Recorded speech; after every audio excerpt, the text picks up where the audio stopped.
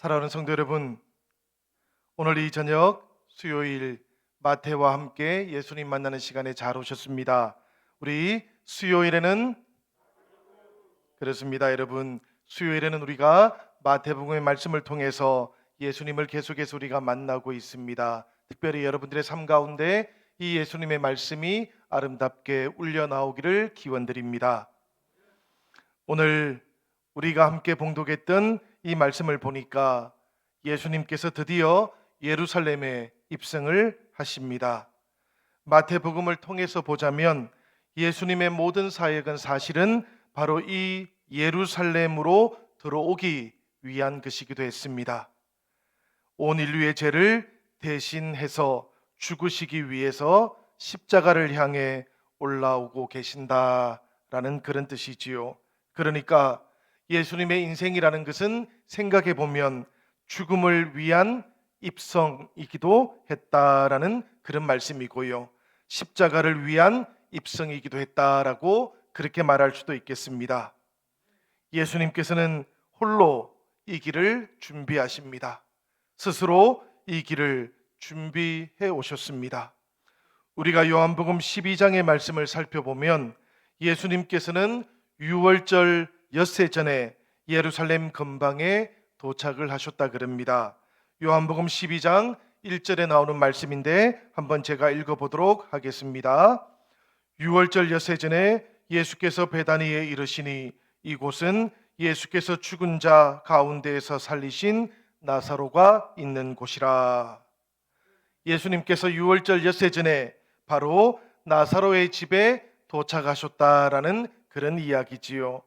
이 요한복음은 그 도착한 장소를 베다니라고 그렇게 부르고 있습니다. 오늘 마태복음에는 보니까 예수님께서 벳박의 근처에 이르렀다 그렇게 말씀하고 있기도 하지요. 사실은 이 베다니와 벳박에는 바로 옆에 붙어 있는 지역이기도 합니다. 예수님께서 이곳에 오셔가지고 그야말로 놀라운 사건을 하나 경험하게 되었습니다. 무슨 일인고 하면 마리아라고 불렸던 한 여인이 자기의 가장 소중한 옥합을 깨뜨려서 예수님 발에 향유를 부어드렸던 사건이었어요. 향유만 부어드렸던 것이 아니고 자신의 머리칼을 가지고 예수님의 발을 다 닦아 주었다 그럽니다. 여러분, 요한복음의 말씀을 한번 떠올려 보시기를 바라요. 이 장면을 지켜보고 있던 가룟 유다가 말하기를 300데나리온이나 되는 그 향유를 왜 이렇게 낭비하느냐, 가난한 사람들을 위해서 사용하는 것이 더 좋지 않았겠느냐라고 그렇게 나무랍니다. 이유를 살펴보니까 대단히 멋있고 설득력도 있게 그렇게 보이지요. 그런데 여러분, 요한은 아주 분명하게 가룟 유다가 이렇게 말하는 것은 정말로 가난한 사람을 생각했던 것은 아니었다라고 우리에게 알려주고 있어요. 가룟 유다가 도둑이었기 때문에 이렇게 말했던 것이다라고 그렇게 말씀해 주고 있는 것이지요. 예수님의 말씀이 곧바로 이어졌습니다. 예수님께서는 뭐라고 말씀하셨는가 하면 그를 가만히 두어서 나의 장래할 날을 위해서 그것을 간직하게 하라 이렇게 말씀을 하셨다 그럽니다. 예수님께서는 여자가 옥합을 깨뜨리고 향유를 발에 붓고 머리칼로 씻는 것, 이것이 무슨 일인지를, 어떤 의미인지를 알고 계셨던 것입니다. 그런데 여러분, 사실은 제자들도 잘 알지를 못했고 또 그 주변에 있던 사람들도 알지를 못했습니다. 그런데 가만히 생각해보고 또 묵상을 해보면 사실은 이 마리아라고 불렸던 여인이 했던 그 일이 바로 예배였다라는 것, 참된 의미에서 예배를 드리고 있었던 것이라는 것을 우리가 깨닫게 됩니다. 예수님의 죽음을 위해서 자신의 가장 소중한 것, 향유를 붓는 것이 바로 예배의 본질이기 때문에 그렇습니다. 여러분, 그렇게 예수님께서는 신앙이 깊고 영적으로도 깨끗했던 한 여인으로부터 진정한 십자가의 예배를 받고 계셨던 것이지요. 이 말씀과 함께 우리의 삶 가운데에서도, 우리의 신앙 속에서도 이런 예배가 온전하게 회복되어지기를 기원드립니다. 여러분, 오해 없이 들어주시기를 바랍니다. 자신에게 가장 소중한 것, 그것이 하나님을 위해서 내려놓아질 때에, 그러니까 하나님께 드려질 그때에 예배의 참된 의미가 진정으로 살아나게 되어 있는 것입니다. 대충 때우는 예배는 예배의 본질을 해칠 수 있다는 것, 이것을 우리는 언제라도 기억하고 있어야 될 줄로 생각이 됩니다. 예수님과 제자들, 그들은 이것을 기억했고, 그리고 예수님의 그 말씀을 제자들도 마음에 아로 새길 수 있었던 것이지요. 그렇게 여리고를 등지고 올리브산으로 올라옵니다. 성경에 감람산이라고 되어 있는 곳, 이곳이 바로 올리브 나무가 많이 있는 산을 말하는 것입니다. 이 감람산에 올라오니까 저 멀리 예루살렘이 보이기 시작했어요. 그런데 여러분, 예수님과 제자들이 이 감람산에서 예루살렘으로 가는 그 길을 바라보니까 정말로 많은 사람들이 그 길을 걸어가고 있었던 것입니다. 왜 그렇게 많은 사람들이 이 길을 걸어가고 있었던 것일까요? 바로 유월절을 앞두고 있었기 때문입니다. 이스라엘의 많은 사람들이 사방에서 예루살렘을 향해서 걸어오고 있었고요. 갈릴리에서 예루살렘으로 오고 있던 그 길은 예수님과 제자들도 함께 걸어왔던 길이기도 했습니다. 그렇게 예루살렘으로 가는 그 길, 그 똑같은 길을 사람들도 올라가고 있었던 것이지요. 이 말씀은 생각을 해보면 예수님과 제자들도 조용하게 그 많은 무리들에게 휩싸여서 예루살렘에 들어올 수 있었다라는 그런 뜻이겠습니다. 그런데 여러분, 오늘 말씀을 보니까 예수님께서는 정반대의 행동을 하고 계십니다. 사랑하는 두 제자를 부르셨던 것이지요. 그리고는 은밀하게 예루살렘으로 입성할 수 있는 길을 찾아보아라, 이렇게 말씀하신 것이 아니고 오히려 정반대로 저 예루살렘에 가서 나귀가 메어 있는 것을 발견하거든 그것을 가지고 오너라, 이렇게 말씀을 해 주셨던 것입니다. 예수님께서는 그야말로 온 무리의 관심을 자신에게 지금 집중시키고 계셨다라는 것을 깨닫게 됩니다. 2절의 말씀인데 우리 같이 한번 읽어보도록 하지요. 다 같이 읽겠습니다. 너희는 맞은편 마을로 가라. 그리하면 곧 메인 나귀와 나귀 새끼가 함께 있는 것을 보리니 풀어 내게로 끌고 오라. 여러분, 갈릴리에서 예루살렘으로 오시는 동안에 우리 예수님께서 무엇인가를 타고 왔던 적이 있었을까요?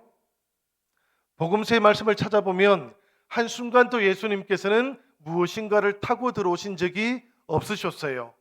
그리고 지금 벳바기에서 예루살렘까지는 그렇게 멀지가 않습니다. 사실 한 10리 정도 남아있다, 이렇게 말할 수가 있는데요.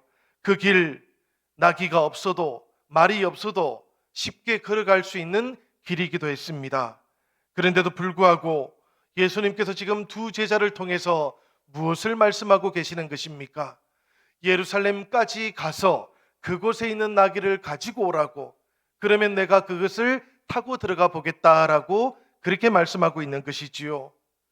예수님의 이 말씀 속에는 당연히 예수님의 뜻이 들어있는 것이고 의도가 들어있었던 것입니다. 여러분, 이 예수님의 의도가 무엇일까? 오늘 말씀 4절과 5절을 통해서 살펴보면 그 뜻을 우리가 알 수 있을 것 같아요. 4절과 5절의 말씀 우리 같이 한 번 더 읽어보도록 하시겠습니다. 다 같이 읽겠습니다. 이는 선지자를 통하여 하신 말씀을 이루려 하심이라. 일러스되 시온 딸에게 이르기를 내 왕이 내게 임하나니 그는 겸손하여 나귀 곧 멍에 매는 짐승의 새끼를 탔도다 하라 하였느니라. 이 말씀을 보니까 예수님께서 나귀를 타신 이유를 우리가 알 것 같습니다.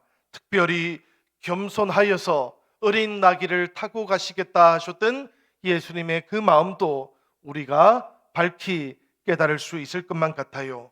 그런데 여러분, 이 마태복음에서 독특하게 보이는 장면도 사실은 이 말씀 속에 들어있기도 한 것이지요. 예수님께서는 지금 나귀와 새끼 나귀를 데리고 오느라 그렇게 말씀을 해 주셨던 것입니다.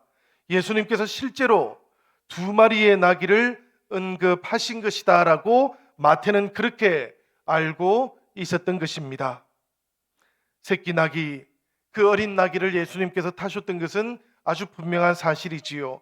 이것은 마태복음뿐만 아니라 누가복음에서도 마가복음에서도 똑같이 나오고 있는 장면입니다. 그러니까 마태는 이렇게 생각을 했던 것이지요. 아마도 아주 많은 사람들 가운데에서 놀라지 않고 예수님을 잘 태우고 가기 위해서는 이 어린 나귀는 어미 나귀가 꼭 필요했던 것이다. 이렇게 생각을 했던 것입니다. 이 예수님의 모습을 마태는 구약 성경에 나오는 말씀 두 구절을 통해서도 다시 우리에게 설명을 해주고 있어요. 첫 번째 구절은 이사야서 62장 11절에 나오는 말씀입니다. 그리고 두 번째 말씀은 스가랴서 9장 9절에 나오고 있는 말씀이에요. 먼저 이사야서 62장 11절의 말씀 제가 한번 읽어보도록 하겠습니다. 여호와께서 땅끝까지 선포하시되 너희는 딸 시온에게 이르라. 보라, 내 구원이 이르렀느니라. 보라, 상급이 그에게 있고 보응이 그 앞에 있느니라 하셨느니라. 여러분, 이 이사야서의 말씀에서는 어떤 부분이 인용이 되었겠습니까? 바로 말씀의 가장 앞부분이에요. 그 도입 부분에 들어있는 딸 시온에게 이르라라는 말씀이 인용이 되고 있어요. 그리고 곧바로 이 말씀에 이어서 스가랴서 9장 9절의 말씀이 이어지고 있는데 이 말씀은 이렇게 되어 있습니다. 시온에 따라 크게 기뻐할지어다. 예루살렘에 따라 즐거이 부를지어다. 보라, 내 왕이 내게 임하시나니 그는 공의로우시며 구원을 베푸시며 겸손하여서 나귀를 타시나니 나귀의 작은 것 곧 나귀 새끼니라. 이 스가랴서 9장 9절 말씀 속에서는 중후반부의 말씀이 인용이 되고 있습니다. 곧 내 왕이 내게 임하시나니 라는 말씀부터 해가지고 이 후에 나오는 말씀들이 요약되어서 인용되고 있는 것이지요. 이 인용되고 있는 말씀들 가운데에서 우리가 사실 눈여겨보아야 하는 부분이 있습니다. 그게 무엇인가 하면 스가랴서 9장에 나오고 있는 이 메시아 왕에 대한 말씀, 이것을 예수님에 대한 모습으로 마태복음이 설명하고 있다라는 이야기예요. 이 말씀을 우리들이 눈여겨보아야 하는 이유는 이 말씀 속에 등장하고 있는 메시아가 일반적으로 유대인들이 생각하고 기대했던 그 메시아하고는 정반대의 모습을 가지고 있었기 때문입니다. 보통 유대인들은 메시아를 기다릴 때에 공격적이고 정복적인 그런 왕을 생각했던 것이지요. 이런 왕이 와야만 그 주변 나라들을 물리치고 그 옛날 다윗 왕 때처럼 나라를 회복할 수 있을 것이다 라고 그렇게 생각을 했기 때문이었습니다. 그런데 여러분, 이 스가랴서 9장 9절에 나오는 말씀은 어떻습니까? 그는 겸손하고 평화롭고 온유한 왕이었던 것이지요. 그야말로 유대인들이 기다렸던 그 왕하고는 정반대되는 모습을 가지고 있었다라는 그런 이야기입니다. 조용하게 그렇게 예루살렘에 입성하실 수도 있었던 우리 예수 그리스도께서는 그렇게 사람들의 시선을 자신에게 집중을 시켰습니다. 그리고는 그 속에서 정복적이고 공격적인 그런 메시아 왕의 모습 대신에 의롭고 구원을 베풀어 주시는 메시아, 온유하신 평화의 왕으로 메시아가 임하신다라는 것, 이것을 예루살렘에 있던 모든 사람들에게 보여주고자 하셨던 것이지요. 여러분, 여기에 또 한 가지 말씀이 우리가 기억해야 될 말씀일 것 같습니다. 마태복음에는 나오지는 않습니다만은 똑같은 말씀이 마가복음과 누가복음에서는 이렇게 나오고 있어요. 바로 누구도 타보지 않은 그 나귀를 데리고 오너라 라는 구절입니다. 마가복음 11장 2절 말씀인데 이 말씀 우리 같이 한번 읽어보도록 하시지요. 우리 다 같이 읽겠습니다. 이르시되 너희는 맞은편 마을로 가라. 그리로 들어가면 곧 아직 아무도 타보지 않은 나귀 새끼가 매여 있는 것을 보리니 풀어 끌어오라. 이 말씀 속에서 사람이 한 번도 타보지 않은 새끼 나귀, 이것은 전쟁을 위해서 사용되지 않았던 나귀를 말하는 것입니다. 유대인들에게는 곧 평화의 상징 같은 것을 의미했던 것이지요. 우리 예수님께서는 평화를 상징했던 이 어린 나귀를 타고 예루살렘으로 들어가시겠다라고 그렇게 말씀해 주셨던 것입니다.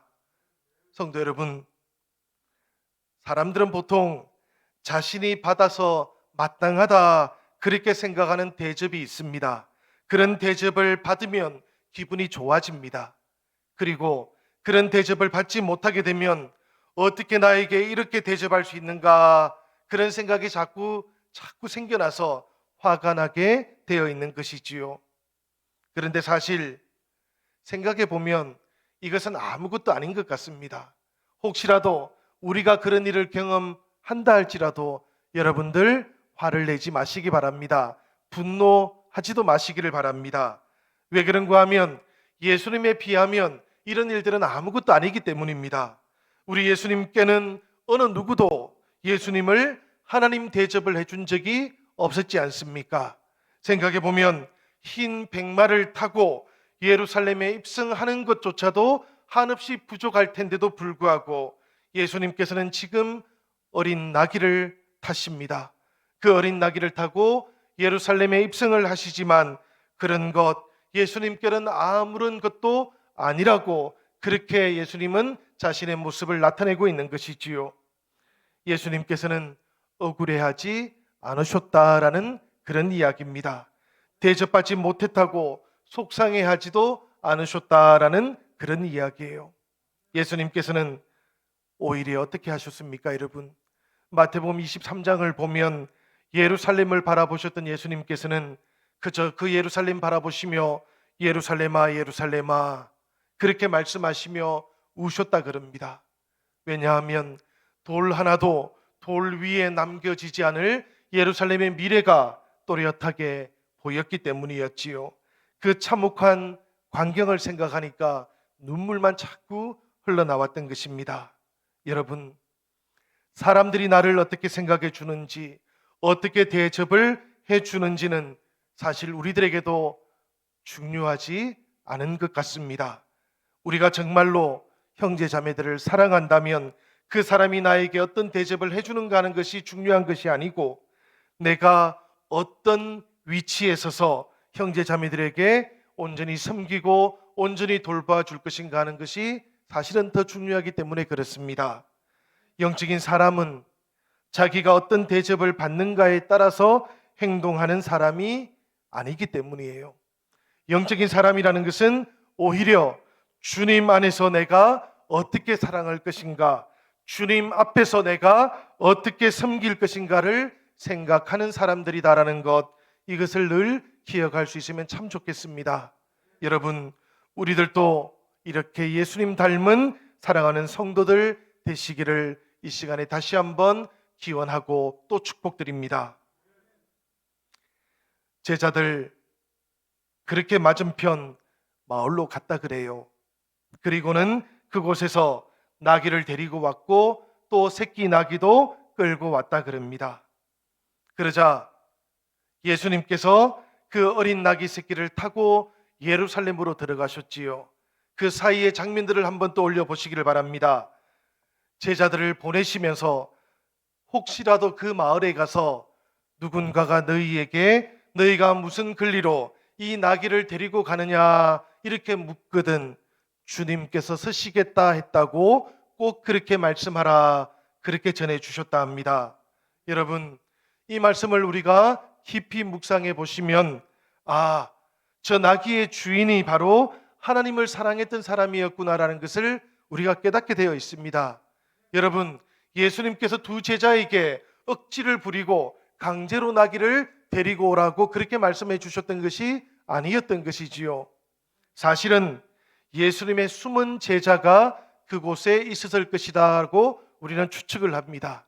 그래서 예수님께서 쓰시겠다 이렇게 말씀하시면 그 나귀 주인은 아주 기쁜 마음으로 그 나귀를 주님께로 보내어 주었을 것이다. 그런 이야기지요. 여러분, 우리도 이 말씀을 생각하면서 다시 한번 우리의 마음을 새롭게 해볼 수 있으면 참 좋겠습니다. 주님께서 쓰시겠다 혹시라도 나에게 말씀하시면 여러분, 우리의 마음 어떻게 응답할 수 있으면 좋겠습니까? 이 나귀의 주인처럼 기쁨으로 그렇게 응답할 수 있으면 참 좋겠습니다. 주님께서 나의 재능을 쓰시겠다 이렇게 말씀하시면 여러분, 그보다 더 큰 영광이 없을 줄 믿습니다. 주님께서 나의 시간을 쓰시겠다 이렇게 말씀하시면 어떻습니까, 여러분? 이보다 더 큰 기쁨이 사실은 없는 것이지요. 사실은 여러분, 그런 겁니다. 내 시간을 가지고 내가 사용하는 것, 이것도 참 중요한 일이겠습니다마는, 그러나 때를 따라서 주님께서 우리에게 찾아오시고 우리의 시간, 주님의 나라를 위해서 아름답게 사용해보자 이렇게 말씀하실 때 우리가 기쁨으로 응답할 수 있다면 우리의 인생 그보다 더 중요하고 기쁘고 복된 일은 없는 것이라고 생각이 됩니다.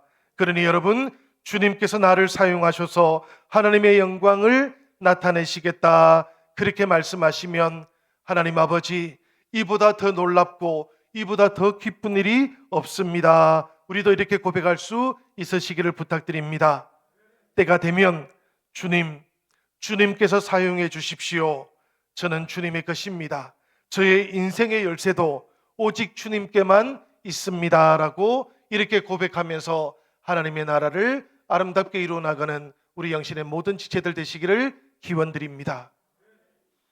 사랑하는 여러분, 이렇게 제자들이 나귀와 새끼 나귀를 데리고 왔고 그렇게 주님 앞에 내어놓으니까 예수님과 함께 있던 제자들, 그들이 했던 일도 있었다 그럽니다.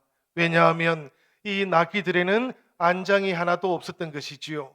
그 모습을 보고 있던 또 다른 제자들이 자신의 겉옷을 벗어서 이 나귀 위에 얹어 주었다 그럽니다. 예수님의 제자들에게 겉옷이 몇 개나 있었을까, 여러분? 저 멀리 갈릴리에서 이 예루살렘까지 오는 동안에 예수님의 제자들에게는 겉옷이 하나밖에 없었을 것입니다. 이 겉옷을 입고 있다가 밤에 야숙을 혹시라도 하게 되면 그 겉옷을 덮고 잠을 자야 했던 것입니다. 그런데 그런 예수님의 제자들이 지금 자신들의 겉옷을 벗어서 나귀 위에 얹어 주었다라는 그런 이야기지요. 저는 이 제자들의 모습을 보면서 헌신하는 모습들, 섬기는 모습들을 엿보게 됩니다. 여러분, 우리들도 하나님을 향해서, 우리들도 주님을 위해서 이렇게 때때로 헌신하고 때때로 봉사해야 할 줄로 생각이 됩니다. 왜 그런가 하면 여러분, 의무적으로 하는 것이 아닙니다. 주님을 우리가 사랑하기 때문에 그런 것입니다. 주님과 함께 사랑의 길을 함께 걸어오고 있었기 때문에 그런 것이지요. 지금 우리 주님께서 메시아로 예루살렘으로 가는 그 길에 주님께서 안장 위에 앉지 못하시면 주님의 수치가 아니라 주님을 사랑하는 제자들의 수치이기도 했기 때문에 제자들은 자신의 겉옷을 벗어서 그 안장에 올려 주었던 것입니다. 그 제자들의 모습을 보았던 그 무리들, 갈릴리에서부터 함께 걸어왔던 그 무리들, 어떤 변화를 겪게 되었을까요? 오늘 말씀을 보니까 무리들도 자신의 옷을 벗어서 길에 깔았다 그럽니다. 그렇게만 했던 것이 아니지요. 종려나무 가지를 꺾어서 그 길 위에 펴기도 했다 그럽니다. 무리들도 마음이 달라졌던 것이지요. 이 무리들도 제자들의 그 본을 따라서 예수님께 길을 만들어 드리고 온전히 예루살렘으로 가는 그 복된 길을 예비해 주었던 것입니다. 여러분, 이렇게 리더십이 하나님을 향해서 헌신하게 되면 성도들도 하나님을 향해서 변화를 경험하게 될 줄로 믿습니다. 우리 영신교회 모든 사랑하는 성도들, 사랑하는 우리 영신의 모든 리더들도 이렇게 제자들의 모습을 바라보면서 다시 한번 마음을 새롭게 해보시기를 부탁드립니다. 이제까지 늘 보이지 않는 곳에서도 또 보이는 곳에서도 그렇게 헌신하면서 이 코로나 기간을 지켜오고 이겨오고 계셨습니다마는 여러분, 저는 생각해 보건대 지금이 또한 참 중요한 때라는 생각이 듭니다. 코로나 때문에 어려웠던 시절들이 중요했던 것만큼이나 지금 교회가 회복되어지는 이때가 또 어느 때보다도 리더십이 더 중요하고 주님을 위해서 섬기고 주님의 나라를 위해서 헌신할 리더들을 찾고 계시다, 이런 생각도 듭니다. 우리가 먼저 주님의 나라를 위해서 그렇게 헌신해 나가면 사랑하는 우리 성도들도 함께 주님을 위해서 길을 만들고 종려나무 가지를 꺾어서 주님 오시는 길을 예비하게 될 줄로 믿습니다. 여러분, 우리에게 이런 역사가 나타나기를 기원드립니다. 예수님께서 그렇게 그 준비된 길을 통해서 나귀를 타고 예루살렘으로 들어가시는데 무리들이 어떤 반응을 보이고 있습니까?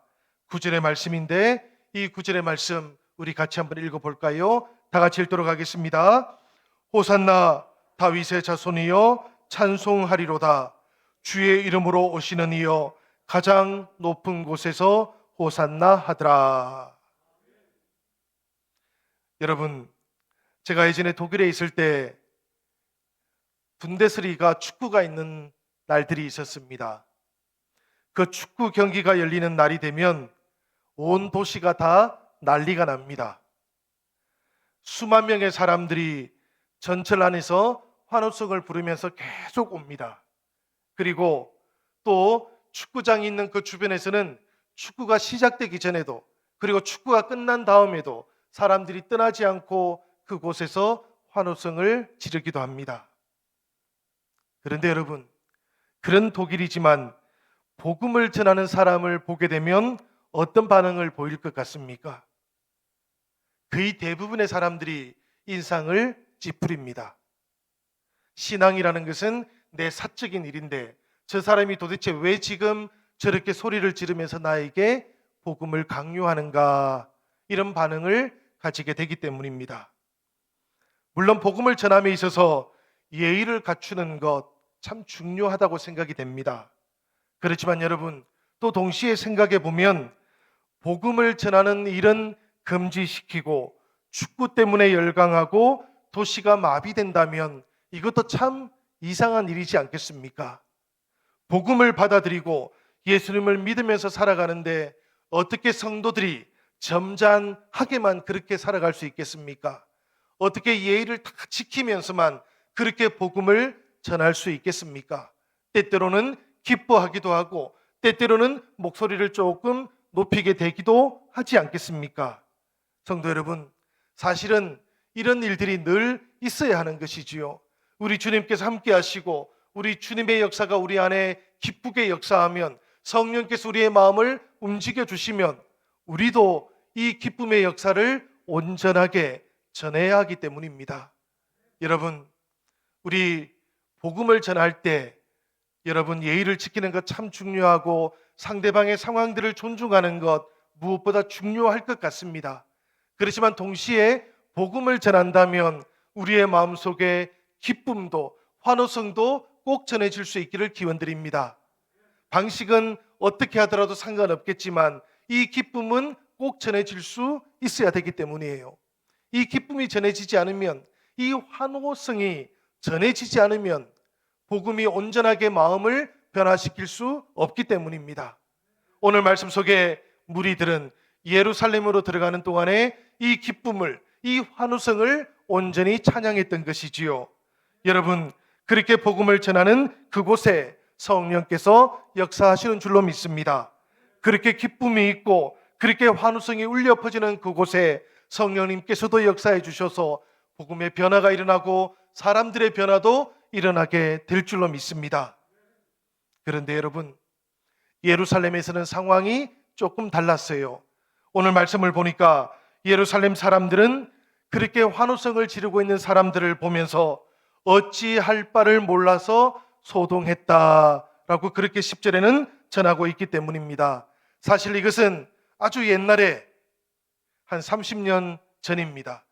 예수님께서 예루살렘으로 들어오기 30년에서 33년 정도 전의 일인데요. 동방 박사들이 처음으로 예루살렘에 왔을 때 예루살렘 사람들이 보였던 반응하고 꼭 닮았습니다. 동방 박사들이 이 땅에 메시아로 오신 분이 이곳에 태어났는데 지금 어디에 계실까 이렇게 물었지 않습니까? 그 물음을 들었던 예루살렘 사람들이 모두 다 소동을 벌였던 것이지요. 그때처럼 지금 예루살렘으로 오셨던 예수님을 보고도 예루살렘 주민들은 모두가 다 놀라서 소동을 벌였다라고 그렇게 말하고 있는 것입니다. 10절 하반절의 말씀 제가 한번 읽어보도록 하겠습니다. 온 성이 소동하여 이르되 이는 누구냐 하거늘. 예루살렘 사람들이 이렇게 물었어요. 이렇게 물었는데 대답을 누가 해주었을 것 같습니까? 오늘 본문의 말씀, 우리 말씀 속에 11절인데요. 이 11절의 말씀을 살펴보면 대답했던 사람들이 예수님은 아닙니다. 제자들도 아니었다 그럽니다. 그러면 누구일까 여러분? 바로 예수님과 함께 예루살렘으로 들어왔던 무리들이었습니다. 이 무리들이 대답을 하는데 이렇게 대답을 했다 그러지요. 무리가 이르되 갈릴리 나사렛에서 나온 선지자 예수라 하니라. 여러분, 이 무리들은 지금 예수님으로 인해서 기뻤던 것입니다. 예수님으로 인해서 환호성을 불렀던 것이지요. 그러다 보니까 바로 이 예수님께서 신명기 18장에 나오고 있는 바로 그 선지자입니다라고 그렇게 예루살렘 주민들에게 전할 수 있었던 것입니다. 우리 신명기 18장 15절과 18절에 나오는 말씀 우리 같이 한번 읽어보도록 하겠습니다. 우리 다 같이 읽겠습니다. 내 하나님 여호와께서 너희 가운데 내 형제 중에서 너를 위하여 나와 같은 선지자 하나를 일으키시리니 너희는 그의 말을 들을지니라. 내가 그들의 형제 중에서 너와 같은 선지자 하나를 그들을 위하여 일으키고 내 말을 그 입에 두리니 내가 그에게 명령하는 것을 그가 무리에게 다 말하리라. 이 말씀을 보니까 여러분 어떻습니까? 하나님께서는 모세에게 지금 너와 같은 선지자를 내가 이렇게 세울 것이다. 그리고 하나님께서 직접 사람들에게 말하면 사람들이 두려워하고 또 피하게 되니까 이 메시아를 통해서 너희에게 하나님의 뜻을 알려줄 때가 올 것이다 라고 그렇게 말했던 것인데요.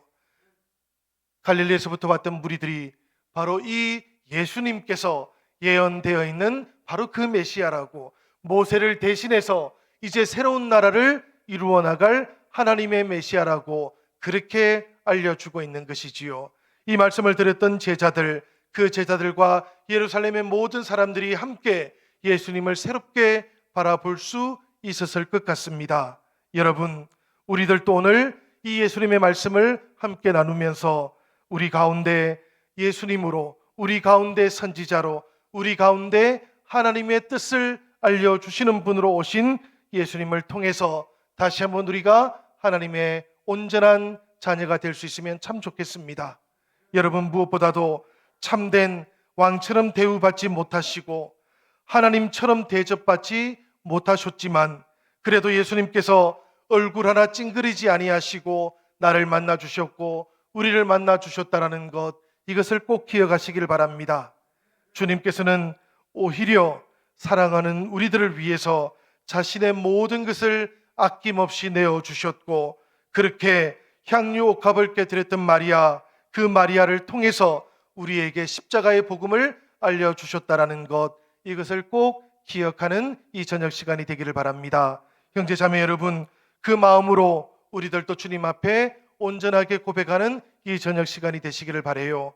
주님께서 나를 사용하시겠다고, 주님께서 우리를 쓰시겠다라고 그렇게 말씀하시면 우리들 모두도 참으로 기쁜 마음으로 주님 준비가 되었나이다, 주님 헌신할 준비가 되었나이다, 가진 것이 많지 않아도 주님 그 돛 하나만이라도 주님을 위하여 사용할 준비가 되었다고 그렇게 고백하면서 나아가는 우리 영신교회 모든 지체들 되시기를 우리 주님의 이름으로 간절히 축원드립니다.